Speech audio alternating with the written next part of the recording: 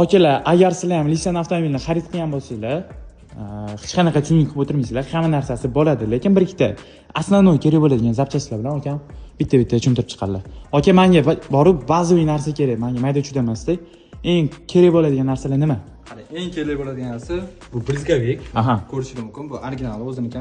Black Piano'ga, hamma modelga bormi? Da, L6, L7, L8 to'qqiz modellariga bor. Bo'ldi, tushundim. Yana nima kerak bo'ladi menga? Porog zashiti, ham temirli bo'ladi. Qirilib ketmasligi uchun kerak bo'ladi. To'ppa-to'g'ri. Bo'ldi.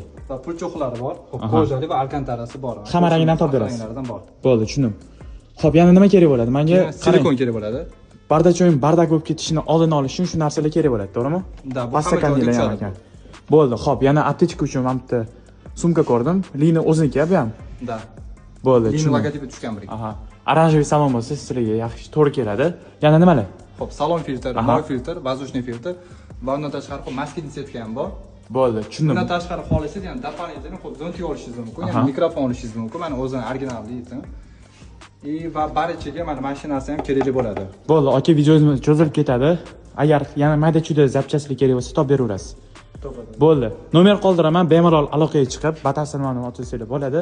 Hammalarni do'konimizda kutib qolamiz.